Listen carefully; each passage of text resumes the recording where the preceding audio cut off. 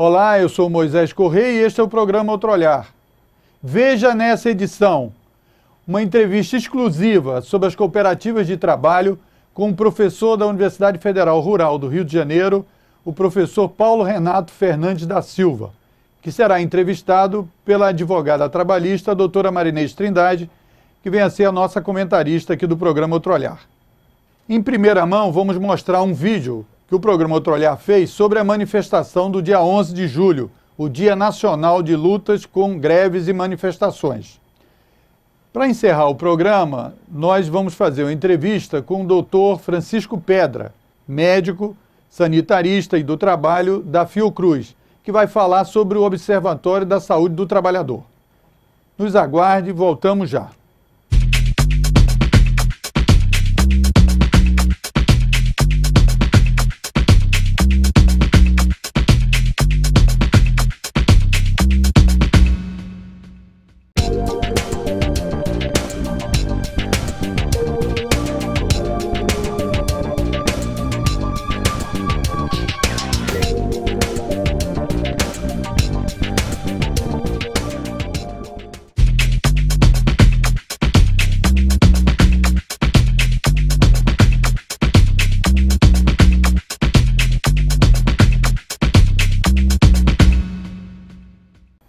Eu vou chamar agora a entrevista realizada por doutora Marinês Trindade, comentarista aqui do programa Outro Olhar, com o professor Paulo Renato, da Universidade Federal Rural do Rio de Janeiro, falando sobre as cooperativas de trabalho.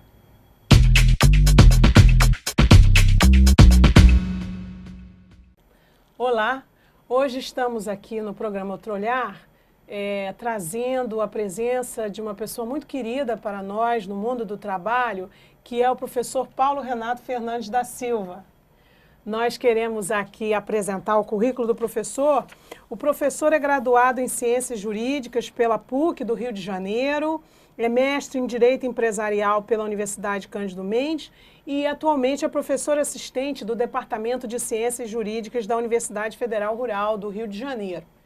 E o professor também está nos brindando hoje, nos apresentando a segunda edição do seu livro, que a gente também quer compartilhar com vocês, Cooperativas de Trabalho, Terceirização de Serviços e Direito do Trabalho. E esse tema é muito novidadeiro, não é?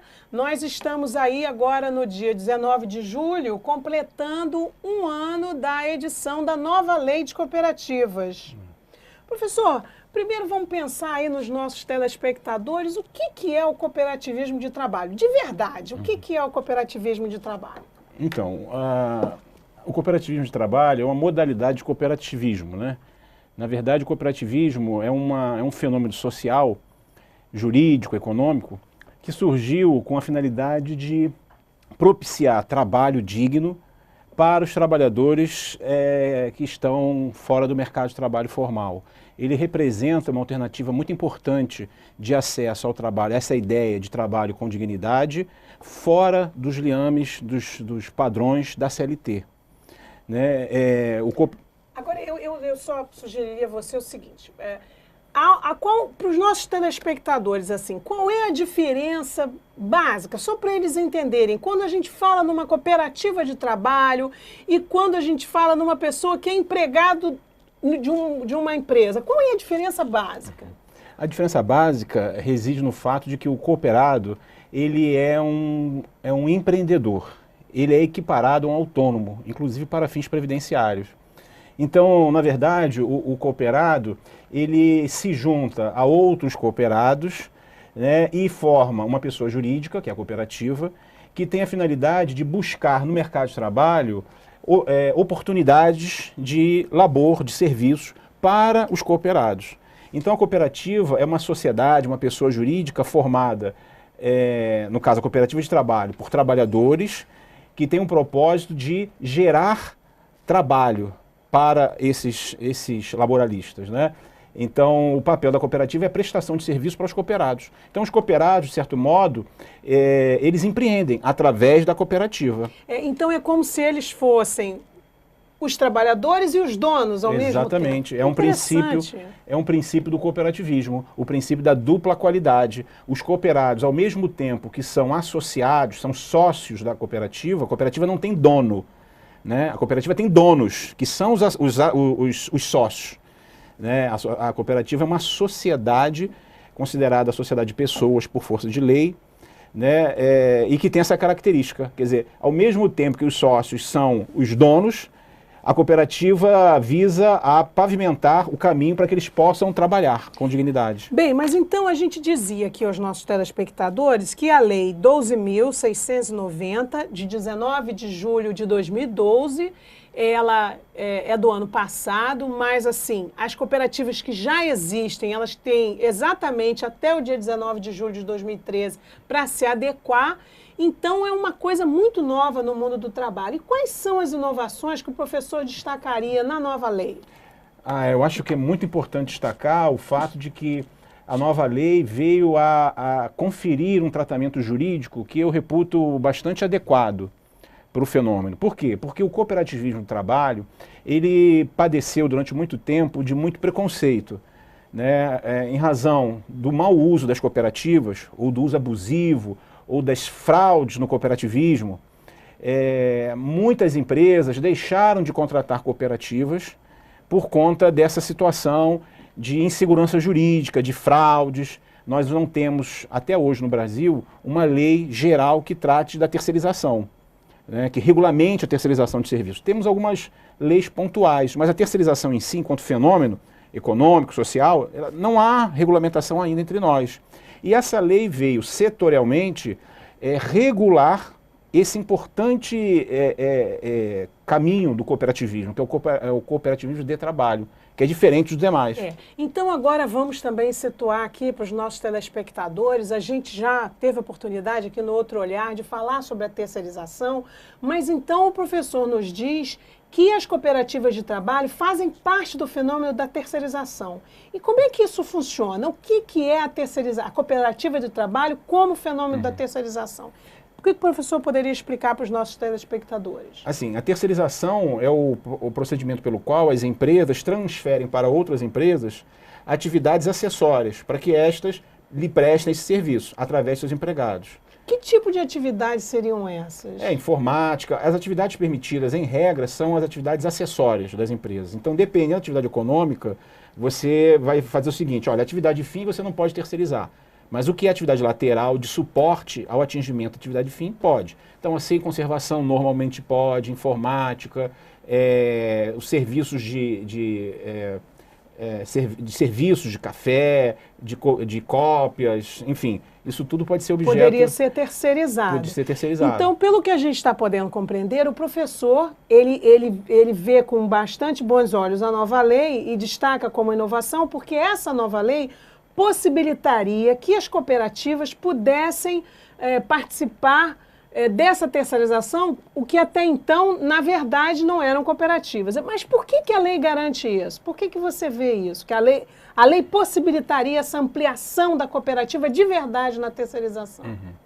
Bom, aí é muito importante dizer que a nova lei, ela fez uma separação muito importante para nós, qual seja, ela distinguiu a terceirização de serviço, que é o caso da lei, que é uma terceirização lícita, da chamada intermediação de mão de obra, ou locação de mão de obra.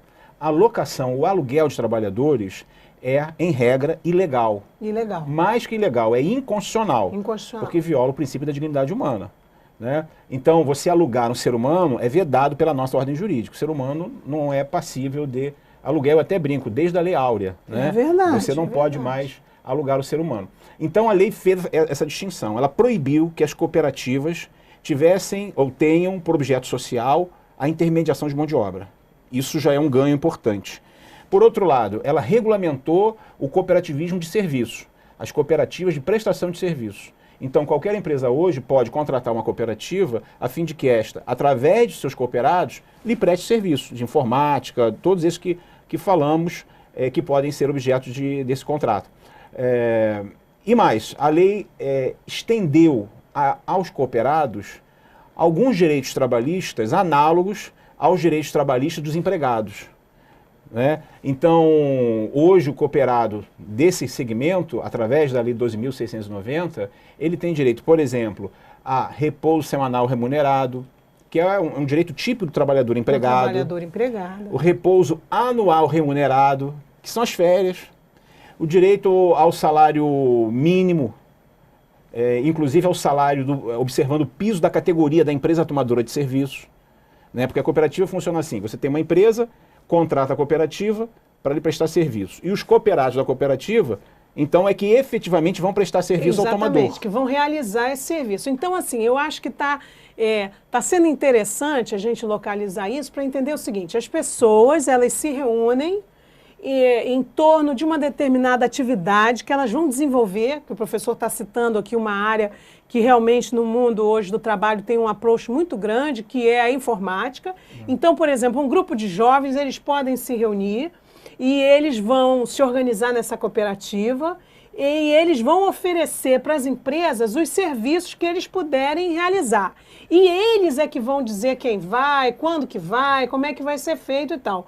Mas o professor aponta que pela nova lei já ficou garantido que eles teriam esses direitos. Seria isso? Esses e outros, como por exemplo, a jornada diária máxima de 8 horas, jornada semanal de 44 horas, com a possibilidade de compensação de horário.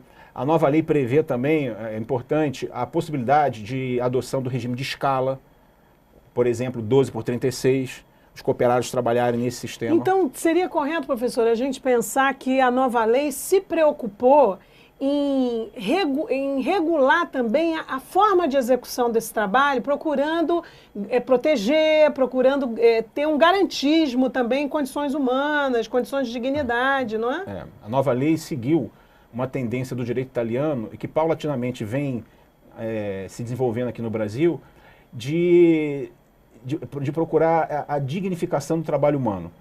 Então, se essa dignificação passa por agregar ao trabalhador um rol mínimo de direitos considerados fundamentais, como, por exemplo, o direito fundamental ao repouso semanal, claro, ninguém é máquina, né, um exatamente. descanso semanal remunerado, um descanso anual remunerado, um piso mínimo de retribuição, né, uma limitação da duração do trabalho, né, isso tudo são aspectos que são típicos da relação de emprego, mas que paulatinamente vem migrando para outros trabalhadores não empregados. Então podemos dizer hoje que o direito brasileiro adota, em algumas situações como essa, a existência, ou trata da existência de direitos trabalhistas de natureza civil.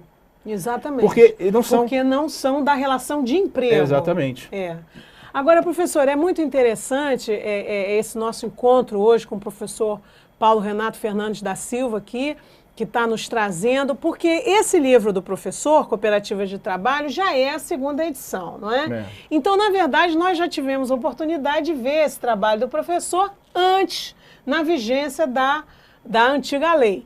E aí a gente não pode deixar de trazer, né, de tentar, porque as pessoas que estão nos assistindo, do outro lado da tela, nós temos lá trabalhadores, sindicalistas, advogados, e todos no mundo do trabalho, professores, estudantes, já ouviram falar das fraudes cooperativas.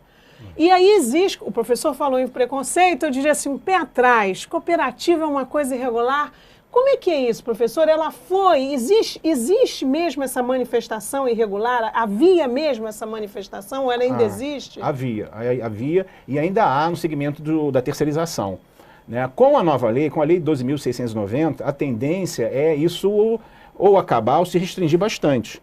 Porque o que a lei faz? Ao atribuir direitos de natureza trabalhista, civis, aos cooperados, direitos esses que são obrigatórios, a lei está afastando a possibilidade da utilização da cooperativa, da sociedade cooperativa, como uma forma de precarização do trabalho. Exatamente. Porque a terceirização em si, ela tem um problema de adaptação com o próprio direito do trabalho por isso. Porque o direito do trabalho nasceu para estabelecer regular a relação direta entre empresa e trabalhador, empregador e empregado. Né? A terceirização cria um terceiro, exatamente, que é a empresa que presta o serviço. É um estranho. Então, de certo modo, alguém passa a ganhar dinheiro intermediando ou angulizando, trilateralizando, uma relação trilateral, o trabalho humano. Por isso que a terceirização, ontologicamente, tem alguma coisa de diferente. O direito do trabalho suspeita da terceirização, olha com restrições. Eu penso que aqui no nosso programa já houve uma oportunidade que nós fizemos um comentário grande sobre essa questão da terceirização, que é um assunto assim bastante explosivo no mundo do trabalho, né? E então o professor tá colocando para nós que, e assim, de fato a gente observa isso, que a terceirização, ela em si, ela é um fenômeno do mundo da economia, não é? Então o professor deu exemplo aqui, o sujeito, ele tem, por exemplo, ele montou um restaurante, ou uma cozinha, vamos dizer, ele montou uma cozinha, e o negócio dele é fazer a comida, ele sabe como fazer aquilo, ele tem os cozinheiros e tal. Mas a partir do momento que ele passa a entregar, ele sente a necessidade de lidar com alguém que vai fazer o transporte. E aí ele já não entende de carros, ele não tem esse esquema e tal. Então, estou dando um exemplo, né, para os nossos telespectadores. Então, assim, as pessoas que lidam honradamente, honestamente com o trabalho, aí elas falam, sim, aí eu preciso terceirizar. Eu posso ligar para essa pessoa e dizer, olha, eu estou com o meu negócio de entregas de refeição aqui e tal. Mas, na verdade, a terceirização vinha sendo usada como uma maneira de evitar o cumprimento das leis trabalhistas? Seria isso, professor? Seria isso. Seria uma forma de lisão, de lidir a aplicação das leis trabalhistas. Então você tinha, através da terceirização por cooperativas, a possibilidade de ter na sua empresa trabalhadores prestando serviços para a mesma, né? De forma subordinada, pessoal, não eventual e onerosa, sem que o tomador tivesse que pagar nenhum direito trabalhista. E sob a regência da Lei Geral das Cooperativas, que é a Lei 5764 de 71, que continua em vigor, só que ela é lei geral. Agora nós temos uma lei especial. Para a cooperativa de trabalho. Para a cooperativa de trabalho. Importante. Então, na verdade, isso trouxe duas consequências. Primeiro, a aplicação do princípio da subsidiariedade, digamos assim. Ou seja, a própria lei se refere à lei geral. No que a lei específica é omissa, eu aplico as regras da lei geral. Né? E o princípio da especialidade. Devo aplicar a lei especial no que ela tem de particular. Né? Então, por exemplo, o Código Civil, que equivale também a uma regra geral, estabelece que você pode criar cooperativas com qualquer número, com o número mínimo necessário ao seu funcionamento. Né? Já a lei das cooperativas de trabalho, ela prevê que tem que ter um número de, no mínimo, 7 cooperados para você poder formar uma sociedade dessa natureza. Seria uma forma de cooperativa mais simples? Seria isso? Bem mais simples, sem dúvida. Sim. Então também o legislador teve a preocupação até de incentivar a formação dessas cooperativas. Exatamente. A preocupação bastante grande foi exatamente essa, de desburocratizar e, ao mesmo tempo, conferir segurança jurídica a quem quiser contratar uma cooperativa idônea, honesta, correta, que observe a lei. Então isso hoje está garantido. A empresa que quiser lançar mão de uma terceirização via sociedade cooperativa de trabalho, tem na lei um argumento forte, um elemento forte para agir com segurança jurídica. E aí, então, agora a gente também se dirigindo a esses empreendedores que também assistem ao nosso programa, eles têm seus negócios e eles podem, nesse momento, saber que se utilizando dessa nova forma de cooperativa de trabalho, a própria cooperativa tem que honrar esses direitos, que são direitos, essa proteção com relação ao repouso, com relação à escala, à jornada, e aí, então, ele não estaria sujeito a ter que suportar isso. Seria isso, professor? Seria isso, né? O que você está colocando é a chamada responsabilidade subsidiária, né, do tomador de serviços. A nova lei, ela trouxe um aspecto interessante, que é o seguinte, ela prevê que a responsabilidade do tomador de serviços, da cooperativa, da empresa que toma o serviço da cooperativa, que contrata a cooperativa, ela é solidária. No caso das cooperativas de trabalho, de prestação de serviços. Ela é solidária, por um lado. Por outro lado, então, ela ampliou a base de proteção ao trabalhador. Por outro lado, as empresas que quiserem contratar cooperativas de trabalho têm na nova lei um porto seguro. Por quê? Porque se o tomador, fiscalizando a contratação, verificar que a cooperativa cumpre corretamente a lei, ele, em tese, não terá nenhum problema, porque ela funcionará como verdadeira cooperativa e não como uma empresa travestida de cooperativa. Exatamente. Né? Aquilo que lá em alguns países europeus eles chamam de contratação à brasileira, ou seja, a contratação via fraude. afastando ilegalmente a CLT, os direitos trabalhistas. A nova lei não. E mais, a nova lei também traz um aspecto muito importante. Ela referenda esse aspecto. A terceirização que nós falamos é a terceirização ligada ao direito do trabalho. Agora, existe uma terceirização que nós chamamos no livro de terceirização empresarial. Ou seja, a terceirização em que não há o envio de trabalhadores da cooperativa para o tomador de serviço. Né? Então, por causa do serviço à distância, professor? Não, em razão da peculiaridade do serviço mesmo. Você há pouco falou, deu um exemplo muito interessante. O empreendedor, ele produz lá comida e tem um problema de distribuição da sua comida, da alimentação. Então ele precisa contratar alguém. Ao contratar alguém, estaremos diante da terceirização? Eu diria, sim, mas não trabalhista. Em tese, essa terceirização pode não ser trabalhista. Pode ser uma terceirização empresarial, uma terceirização ligada à parceria entre empresas no mercado econômico.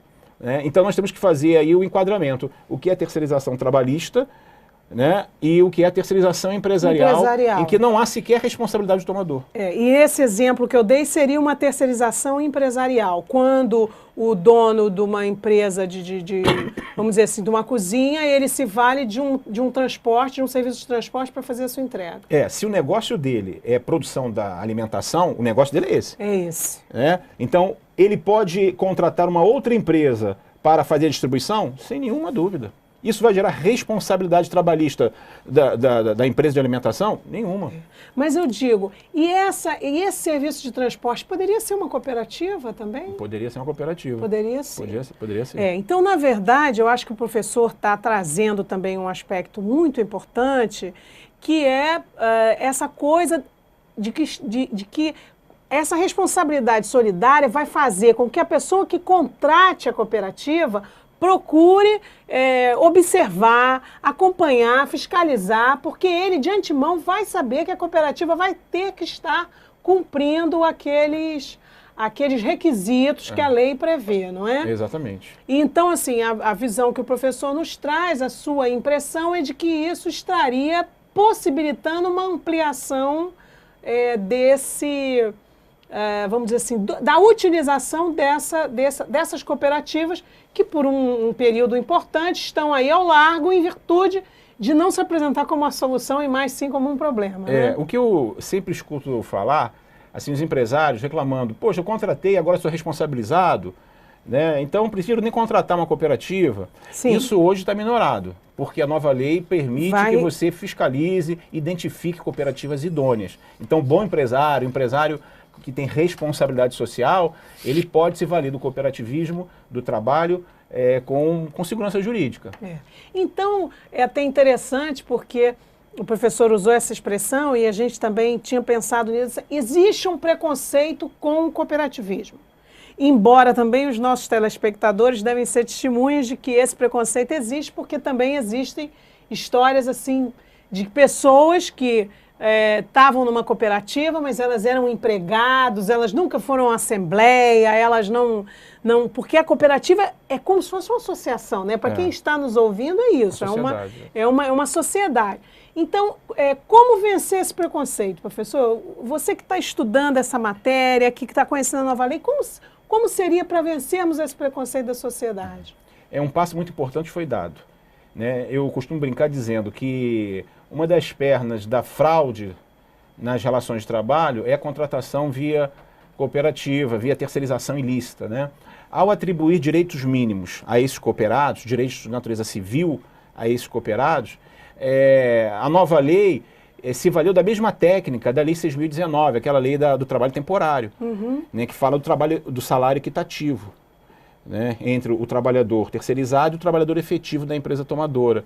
Então, a nova lei, ao atribuir esses direitos, ela já sinalizou para o mercado o seguinte: olha, se você quer contratar uma empresa idônea, uma cooperativa idônea, venha para cá, porque a lei estabelece um rol de direitos, um rol de condutas, e mais, a nova lei também prevê que um dos elementos anímicos da cooperativa de trabalho é a gestão democrática. Então, como falei, cooperativa não tem dono. A cooperativa tem donos e a gestão da cooperativa é democrática, onde todos os cooperados em assembleia é que vão decidir os destinos da cooperativa.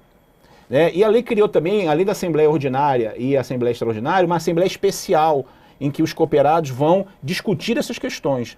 E a lei teve uma preocupação tão grande em evitar a fraude, que ela prevê, num dos seus artigos, que a cooperativa vai eleger o cooperado que vai coordenar o trabalho dos demais cooperados quando estes estiverem alocados em alguma empresa prestando serviço. E esse cooperado coordenador tem mandato de no mínimo um ano, de no máximo um ano, aliás, para exercer essa atividade. Então, com isso, o que se apregoa é a evitar ou a finalização daquela situação em que a empresa tomadora acaba gerindo ou coordenando, subordinando os cooperados. Quer dizer, na verdade, a lei ela deixou muito claro que a gestão e a execução desse trabalho, ele tem que ser feito a partir da cooperativa e a cooperativa assumindo isso e praticando isso. Então, afastando aquela figura do tomador de serviço, da empresa que recebe o serviço, gerindo, comandando, tendo poderes, não é? Então, o professor está enxergando a lei como um passo adiante nessas mudanças assim tão frequentes no mundo do trabalho. E eu acho que é muito interessante a gente destacar, e também eu lhe indagaria, que é o seguinte: aqui no nosso programa Outro Olhar, a gente sempre vem buscando também refletir essa questão dos novos rumos do trabalho, né? Porque o trabalho, ele sofre muita influência das transformações econômicas, das transformações sociais, e assim, quando se pensa hoje nesse formato de cooperativa que o professor está trazendo, está apresentando, da nova lei, e que fala numa gestão democrática, aí também remete a um momento social que nós estamos vivendo, que é do cidadão, que é da pessoa se colocar e da pessoa organizar o seu próprio trabalho e aí, veja, numa relação em que ele não é assim o dono e manda nos demais, ou que ele é apenas empregado, faz a parte dele e não está preocupado com o resultado. A cooperativa é uma coisa nova porque ela é uma coisa coletiva. Então tem um aspecto desse também de uma nova situação no trabalho? É verdade. Eu costumo até dizer que as cooperativas ou o cooperativismo tem algo de, não é só social, tem algo de socialista, porque na verdade ele se baseia na democracia, na mutualidade, na agregação de trabalhadores que estão alijados no mercado de trabalho e podem, através da cooperativa, acessar a condições dignas de trabalho, o que a lei apregou também, em que cada trabalhador recebe de acordo com a quantidade de trabalho prestado, com a sua contribuição para o objeto social da cooperativa. Então tem a meritocracia. Quanto mais trabalhar um determinado cooperado, a remuneração dele será proporcional. Cooperado não tem salário fixo, não tem salário. Ele tem participação. Tem que fazer a produção. Ele tem que fazer a produção, ele tem participação nas sobras. Se forem positivas, ele participa. Se forem negativas, ele acaba também assumindo o risco do empreendimento. Então, o bonito na cooperativa é esse aspecto da solidariedade que ela enseja. Então, não é uma sociedade capitalista. Nós não podemos pensar, por isso a dificuldade do cooperativismo também reside nesse aspecto. As pessoas, em geral, pensam, é uma sociedade, Aí pensam, quem tem a maior parte do capital social vai mandar na cooperativa. Isso, e eu estava até pensando nisso agora, exatamente porque, assim, hoje, quando a gente também já teve a oportunidade de tratar isso aqui no Outro Olhar, o ambiente de trabalho, às vezes, ele é muito contaminado por uma alta competitividade, por uma atitude em relação ao outro, uma atitude de muita disputa, e a cooperativa não é assim, Quer dizer, essa solidariedade que você está chamando seria a reunião das pessoas para atingir aquela finalidade, e atingindo, então, a cooperativa alcançaria o sucesso pretendido, Essa sinergia que une os cooperados, essa ideia de trabalho com proveito em comum. Eles sabem que, ao ganharem um contrato, ao celebrarem um contrato com uma empresa cliente, todos vão se beneficiar, porque todos os cooperados estão na fila buscando trabalhar, senão não recebem. Né? Então, todos estão compromissados, em tese, com essa finalidade. E aquele cooperado que, eventualmente, não observar os padrões de comportamento, os padrões de qualidade de trabalho traçados pela cooperativa, ele pode ser até expulso da cooperativa. Porque... Então, de fato, há um exercício de cidadania também. Dúvida, né? Nesses novos momentos sociais que todos nós estamos assistindo, está havendo um clamor de todos para aumentar a participação de cada um no que está sendo feito, a responsabilidade de cada um, não é, professor? Então, a lei está trazendo isso também. Né? Está trazendo isso e a lei, além disso, representa uma inovação muito importante, porque a nova lei seguiu a tendência inaugurada lá pelo legislador de 88, pela Constituição de 88. Porque a Constituição de 88, lá no artigo 7º, inciso 34, ela estendeu também aos trabalhadores avulsos todos os direitos do trabalhador empregado. O que essa lei fez? Foi algo parecido. Exatamente. Foi algo parecido. Alguns até falam, é uma espécie de parasubordinação do direito italiano. Né? Eu não diria parasubordinação nesse caso aí, porque os cooperados são autônomos. Eles não estão numa situação de fraude, numa verdadeira cooperativa. Né? Eles não estão numa situação de fraude.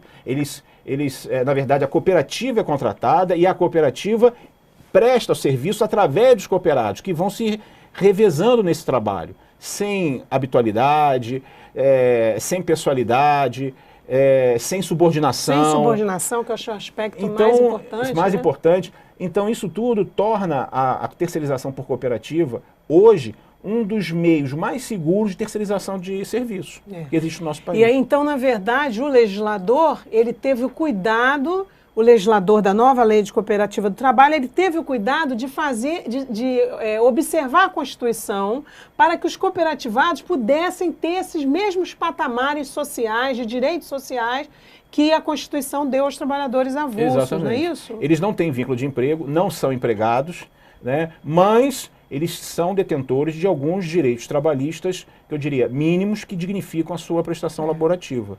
Né? Então, na verdade, os telespectadores que estão nos assistindo, eles estão vendo que, se eles forem chamados como empregados, como colaboradores a atuar numa cooperativa, eles vão ter que ver se essa cooperativa está se pautando pela nova lei. E também os empresários que estiverem aí sendo instados a se relacionar com uma cooperativa, eles também vão ter que ter o cuidado de saber se essa cooperativa está se pautando. Bem, nós estamos aqui agora encerrando o nosso programa. Estivemos aqui com o professor Paulo Renato Fernandes da Silva, professor assistente do Departamento de Ciências Jurídicas da Universidade Federal Rural. Eu volto a mostrar a todos vocês o livro. Nós, advogados trabalhistas, mais do que nunca, temos que estar sempre antenados aí. Então, cooperativas de trabalho, terceirização de serviços e direito do trabalho, isso é muito importante, porque a lei é nova e porque os novos tempos estão sempre trazendo essas necessidades, e nós também vamos deixar um convite para o professor voltar, porque são muitos assuntos. O professor Paulo Renato, a gente sabe que ele é muito dedicado, e o Outro Olhar está querendo, mais do que nunca, poder estar incrementando. Essa também é uma maneira de cidadania. É por isso que o nosso programa, que nós estamos aqui no Outro Olhar. O Outro Olhar, ele busca fazer com que as pessoas tenham acesso a informações que possam fazer com que elas possam atuar de uma maneira mais participativa, influenciando mais nos seus próprios direitos e na sociedade como um todo. Muito obrigado pela sua presença. Obrigado. Professor. Volte sempre.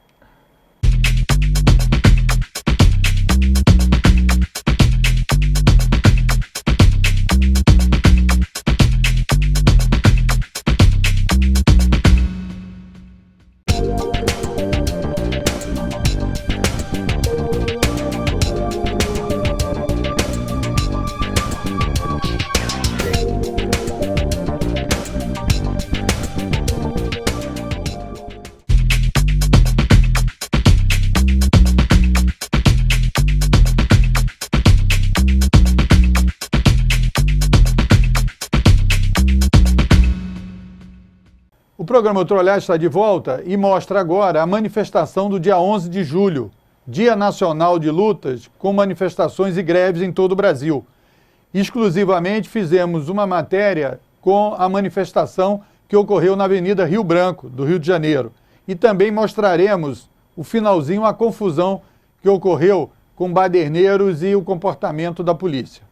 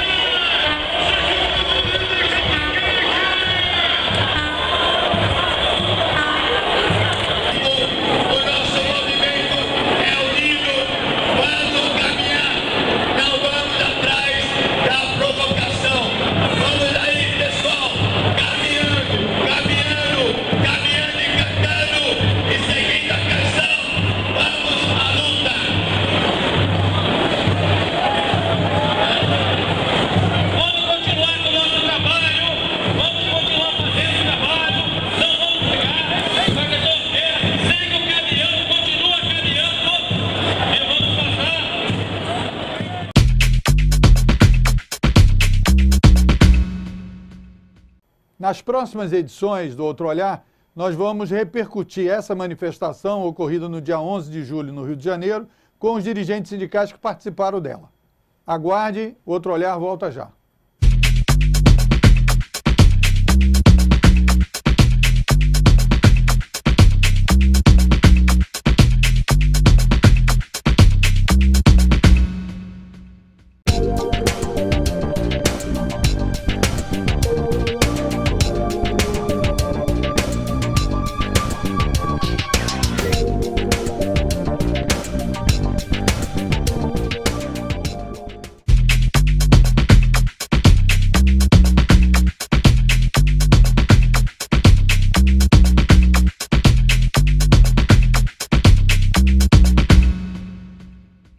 O programa Outro Olhar recebe hoje o Dr. Francisco Pedra, médico sanitarista e do trabalho e pesquisador da Fiocruz. O Dr. Francisco Pedra é um dos organizadores do Observatório de Saúde do Trabalhador. Qual o objetivo do observatório, Dr. Francisco Pedra?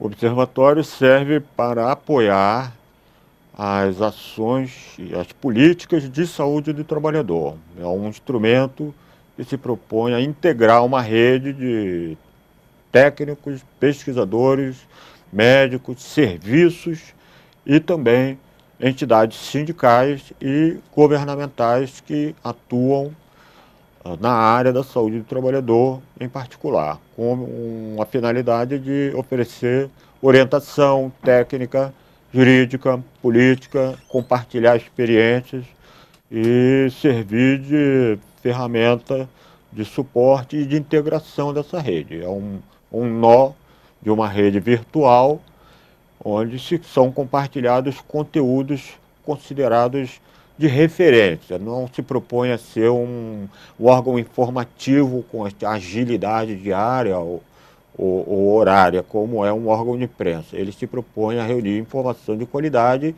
de atores qualificados com capacidade de orientar aos demais membros da rede, da sociedade como um todo, a atuarem em defesa da saúde do trabalhador, indicando prioridades, ferramentas, métodos, experiências que possam ensinar pelo sucesso ou pelo insucesso e servir também aos órgãos governamentais como referência para essas intervenções. Doutor Francisco, como surgiu? Conta um pouco da história desse observatório. Quando surgiu, pessoas que participam, importantes para a gente citar. A integração entre técnicos e o movimento sindical na saúde do trabalhador em nosso país é tão antiga quanto a área.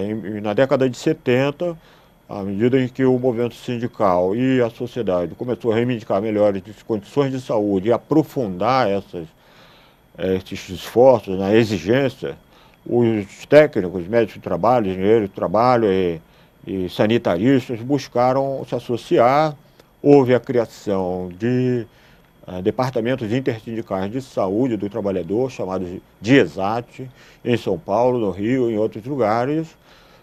Então, esses vetores se desenvolveram até a década passada de forma diferenciada e com oscilações, mas ganhou o nome de observatório, que vem das redes de astrônomos que se comunicam para compartilhar visão do céu. E o observatório pode ser um nome generalizado no sentido de designar redes onde especialistas compartilham conhecimento.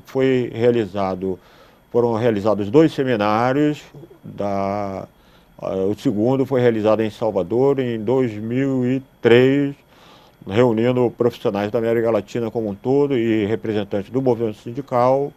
Houve uma criação de um observatório do Ministério da Saúde em convênio com a Organização Pan-Americana de Saúde. Também foi constituído um site que foi mantido por vários anos, até que ele adquiriu uma característica estática. Ele parou de ser abastecido de informação, de atualização, mas não tinha essa característica como nós estamos explicando aqui, de integração com os atores presentes na luta cotidiana pela defesa da saúde do trabalhador, que foi o nosso esforço. Então, em 2008, o Dr. Hermano Castro, que é o nosso atual diretor da Escola de Saúde Pública, coordenou um movimento de reunião de líderes da academia e do movimento sindical para constituir com essa visão. E foi bem sucedido, o Ministério da Saúde aportou recursos em convênio com a Fundação Oswaldo Cruz e a Escola Nacional de Saúde Pública,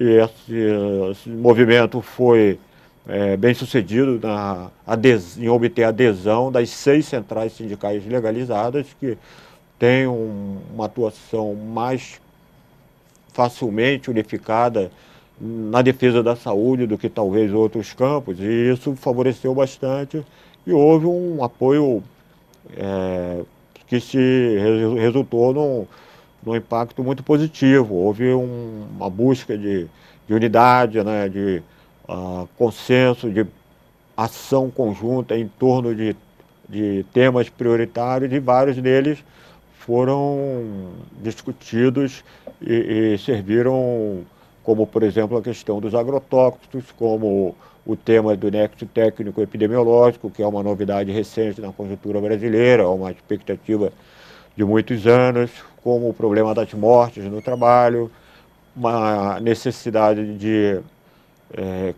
reunir um panorama concreto dos sistemas de informação que servem para apoiar um diagnóstico dessa realidade e também para o planejamento das intervenções. Então, temas centrais, temas que norteiam a ação do conjunto de serviços foram pautados e foram discutidos através desse diálogo integrado, e foi uma experiência que nós esperamos dar continuidade agora em um novo formato, e nós vamos ter a oportunidade de falar. O observatório, obviamente, vai servir, né, como um instrumento de, como você disse numa das respostas, aprender com o que aconteceu, tirar as lições para poder modificar esse panorama da situação no Brasil. Agora, para falar de uma forma genérica, acidente, segurança e saúde do trabalho, quais são os aspectos mais importantes que influenciam na melhoria dos índices disso no Brasil, no mundo? Que dados você poderia, genericamente, obviamente que nós não temos muito tempo, mas nos ceder aí? A saúde ela é consequência de fatores muito complexos e que eles têm influências em diversos planos, local, regional e também em temas biológicos, sociais, macrosociais, políticos e econômicos. A saúde do trabalhador claramente depende de como essas forças estão se desenvolvendo.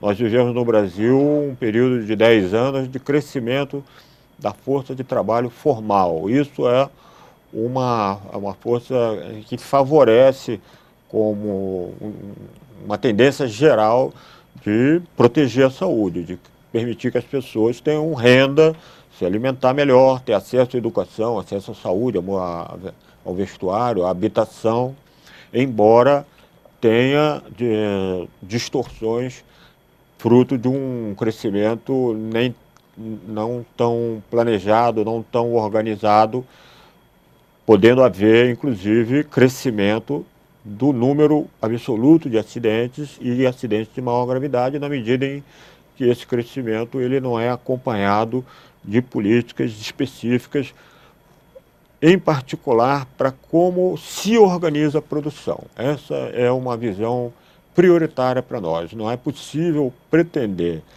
melhorar a saúde do trabalhador sem que seja chamado a atenção do poder público para o controle e também da comunidade, dos trabalhadores, do movimento sindical, de como a produção se organiza, os tempos, os métodos, o que se produz, como se produz, com que velocidade, como se organiza a jornada de trabalho. Então, o salário é o maior determinante de saúde. Havendo o aumento da renda na composição do produto nacional bruto e havendo uma redução da desigualdade entre os extremos de renda, necessariamente a história do mundo mostra que há uma melhora no quadro da saúde. Então nós tivemos um desenvolvimento favorável nos últimos 10 anos, embora dos 2 últimos anos essa curva tenha sofrido uma inflexão mudando o sentido dessa evolução, e nós aguardamos que o caminho anterior seja recuperado, porque o país ainda tem muito a fazer nesse sentido, né, de oferecer não só atenção à saúde, mas garantir emprego, garantir moradia, garantir todas as condições, abastecimento de alimentos saudáveis, né, evitar a oferta de alimentos excessivamente processados, multiprocessados, hipercalóricos, oferecer alimentação nutritiva realmente, e isso a um preço acessível à população, e não são tarefas simples, são tarefas custosas. O país precisa investir em saúde, em agricultura, em medicação, em serviços de saúde, é o debate que nós estamos vivendo. Então, um dos aspectos que o doutor levantou é essa questão da jornada. E isso me interessa fazer uma pergunta, porque as manifestações do dia 11 de junho, né, quer dizer, que ocorreu em 11 de julho em todo o Brasil, levantou o aspecto da jornada, da redução da jornada para 40 horas semanais. A gente sabe que, historicamente, os trabalhadores, o próprio 1º de maio está vinculado a isso, a luta pela jornada de 8 horas lá no final do século XIX, certo? E isso também pode trazer ganho, porque é uma polêmica com os neoliberais, puxado principalmente pela imprensa, né, no sentido que a redução da jornada não vai aumentar emprego, quer dizer, procurando desdenhar dessa solução, que na França já teria reduzido e depois teve que voltar atrás, etc. Então, o senhor confirma que a redução da jornada de trabalho pode ser um fator também que colabora nesse aspecto aí da segurança e da saúde? Certamente. A produtividade da economia brasileira aumentou nos últimos 15 anos ou mais, né, um ganho considerável, mas os trabalhadores não tiveram a sua cota em contrapartida. Apenas as empresas foram beneficiadas por esse aumento de produtividade.